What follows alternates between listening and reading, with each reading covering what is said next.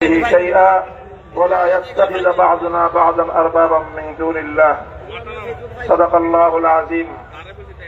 ইসলামী আন্দোলন বাংলাদেশের উদ্যোগে আয়োজিত চরমোনাই দরবারে অনুষ্ঠিত আজকের এই ঐতিহাসিক উলামা মাশায়েখ সম্মেলনে উপস্থিত ইসলামী আন্দোলন বাংলাদেশের মুহতারাম আমির পীর সাহেব চরমোনাই সৈয়দ রেজাউল করিম হাফিজাহুল্লাহ, অন্যান্য শীর্ষ উলামায়ে কেরাম এবং সমবেত উলামা মাশায়েখ, আমার প্রাণপ্রিয় ধর্মপ্রাণ মুসলমান ভাই ও বন্ধুগণ, সংক্ষিপ্ত পরিসরে কয়েকটি কথা।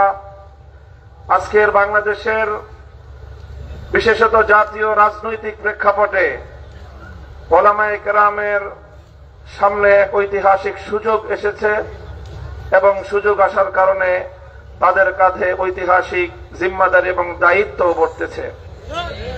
আমরা যদি আজকের এই প্রেক্ষাপটে আমাদের দায়িত্ব পালনে ব্যর্থ হই, ইতিহাস আমাদেরকে ক্ষমা করবে না।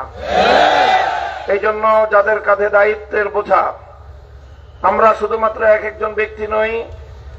যেমন ইতিপূর্বে অনেক ভাই বলেছেন, হযরত শাইখুল হাদিস আল্লামা আজিজুল হক রাহমাতুল্লাহি আলাইহির দায়িত্বের জোয়াল এখন আমার কাঁধে। হযরত পীর সাহেব মরহুম সৈয়দ ফজলুল করিম রহমতুল্লাহ আলাইহির দায়িত্বের বোঝা আমাদের বর্তমান হযরত পীর সাহেবের উপর। মুফতি ফজলুল হক আমিনী রহমতুল্লাহ আলাইহি সহ আকাবিরদের দায়িত্বের বোঝা আমাদের ভাই মাওলানা মুফতি সাখাওয়াত হোসেন রাজির কাঁধে। এমনি ভাবে আমরা বর্তমান প্রজন্ম আমাদের পূর্বসূরীদের রেখে যাওয়া একটি সুন্দর প্ল্যাটফর্মের উপর আজকে আমরা দাঁড়িয়ে আল্লাহর দ্বীনের কাজ করার সুযোগ পেয়েছি।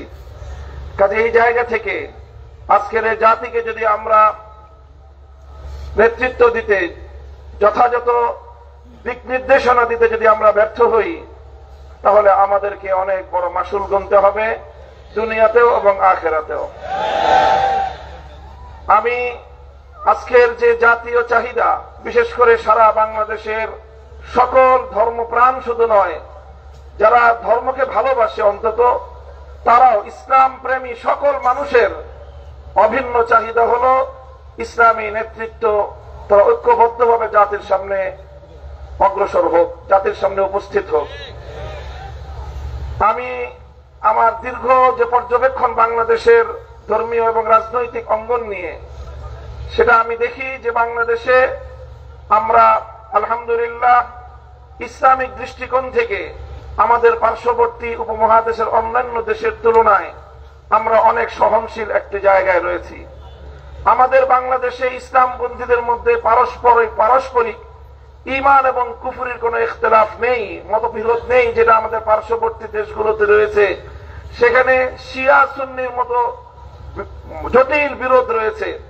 এরপরও সেই সকল দেশগুলোতে আমাদের উলামায়ে দেওবন্দ তারা নেতৃত্ব দিয়ে সেই শিয়া সুন্নি সহ অন্যান্য বাতিল পন্থীদেরকেও বৃহত্তর ঐক্যের মধ্যে তারা তাদেরকে সামিল করে জাতির সামনে ঐক্যবদ্ধভাবে নিজেরা উপস্থিত হয়েছেন। তা আমি মনে করি বাংলাদেশে এখন ইসলামিক অঙ্গনে 4টি পক্ষ রয়েছে, যাদের মধ্যে আমাদের মধ্যে বিভিন্ন শাখাগত, ফিকহি মাসআলাগত এবং বিভিন্ন আকীদার খুঁটিনাটি বিষয়ে ঈমান এবং তাওহীদ এবং রিসালাত আখিরাত ছাড়া আকীদাগত অন্যান্য কিছু বিষয়ও আমাদের মধ্যে মতপার্থক্য রয়েছে। তবে আমরা সকলে একটি কথায় একমত, সেটি হলো আল্লাহর জমিনে আমরা ইসলামী হুকুমত কায়েম করতে চাই। এই এক কথার ভিত্তিতে এটাই হোক আমাদের আগামী দিনের রাজনৈতিক ঐক্যের বুনিয়াদ। যারা যারা আল্লাহর জমিনে কোরআনী শাসন কায়েম করতে চায়, তারা আমরা আগামী দিনে একটি ব্যালট বাক্স নিয়ে জাতির সামনে আমরা এক মঞ্চে হাজির হব। আমি মনে করি বাংলাদেশে অনেকগুলো ইসলামিক মহল থাকলেও বাংলাদেশে ধর্মীয় এবং ইসলামী সেক্টরের কিয়াদত উলামায়ে দেওবন্দের হাতে।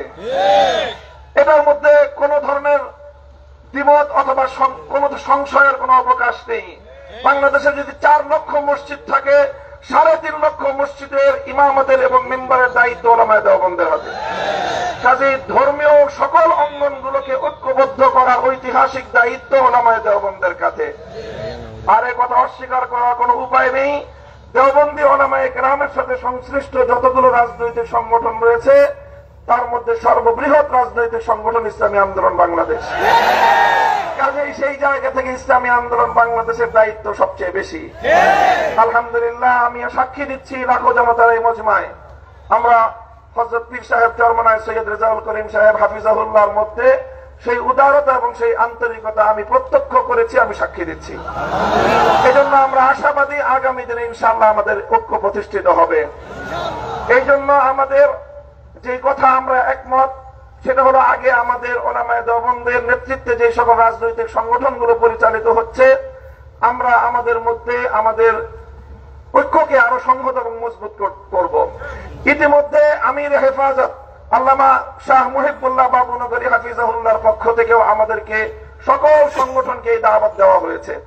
কাজে ইনশাআল্লাহ আমরা আশা করছি যে অদূর ভবিষ্যতে অনতিবিলম্বে আমাদের ঘরানার সবগুলো রাজনৈতিক সংগঠন আমরা সীসাডালা প্রাচীরের মতো ঐক্যবদ্ধ হব। এরপরে বাংলাদেশে অপর তিনটি ইসলামী ধারাকেও রাজনীতির ক্ষেত্রে আল্লাহর জমিনে ইসলামী হুকুমত কায়েম করার জন্য তাদেরকেও আমরা তাদের কাছে দাওয়াত নিয়ে যাব ইনশাআল্লাহ। সেটা হলো, একদিকে বাংলাদেশে আরেকটি অঙ্গন রয়েছে আহলে হাদিস সম্প্রদায় হিসাবে বিশাল একটা সম্প্রদায় বাংলাদেশে রয়েছে। আমার যতদূর জানা তারাও এই বিষয়ে বর্তমানে অতীতের যে কোনো সময়ের তুলনায় উদার দৃষ্টিভঙ্গি লালন করছেন। ডক্টর আসাদুল্লাহ গালিব এবং মৌলানা আব্দুর রাজ্জাক বিন ইউসুফের নেতৃত্বে আহলে হাদিস ভাইয়েরা তারা রাজনৈতিক অঙ্গনে উলামায়ে উম্মতের সাথে উলামায়ে দেওবন্দের সাথে ঐক্য করার জন্য তারা প্রস্তুত রয়েছেন। আমাদের আরেকটি অঙ্গন রয়েছে যাদেরকে আমরা সুন্নি বলে জেনে থাকি, সেই সুন্নি ভাইয়েরাও আমি আশা করি এবং আমার কাছে যতটুকু ধারণা তারাও ঐক্যের জন্য প্রস্তুত রয়েছেন। তৃতীয় যে আরেকটি গ্রুপ রয়েছে জামায়াতে ইসলামী বাংলাদেশ, যারা দীর্ঘদিন ধরে রাজনৈতিক অঙ্গনে আল্লাহর জমিনে আল্লাহর আইন বাস্তবায়ন করার স্লোগান নিয়ে যারা কাজ করছেন, তাদেরকে আমরা উদাত্ত আহ্বান জানাবো এবং তাদের কাছে আমরা দাওয়াত নিয়ে যাব।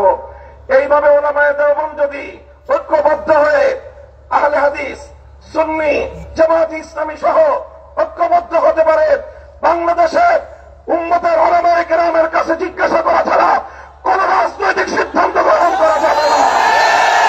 বাংলাদেশ ইনশাআল্লাহ আল্লাহর নিজাম অনুযায়ী চলবে, কোরআনী শাসন বাস্তবায়ন হবে ইনশাআল্লাহ। সেই দিন আমরা দেখতে পাবো, আমাদের হায়াতে আমাদের জীবদ্দশায় দেখতে পাবো। আমি আশা করি আগামী নির্বাচন হবে আমাদের জন্য সেই ধরনের বৃহত্তর একটি ঐক্য জাতিকে উপহার দেওয়ার মোক্ষম সময়।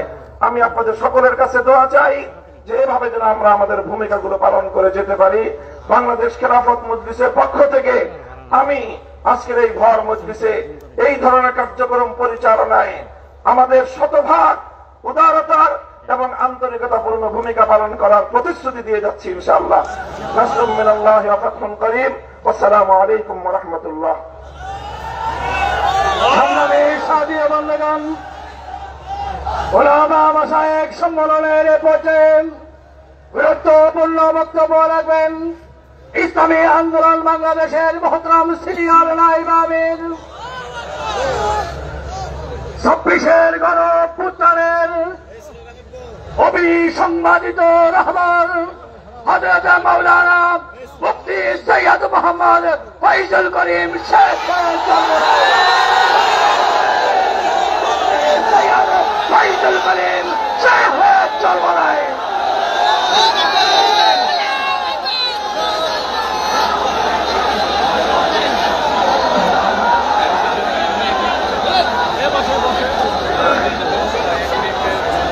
আসসালামু আলাইকুম ওয়া রাহমাতুল্লাহি ওয়া বারাকাতুহু।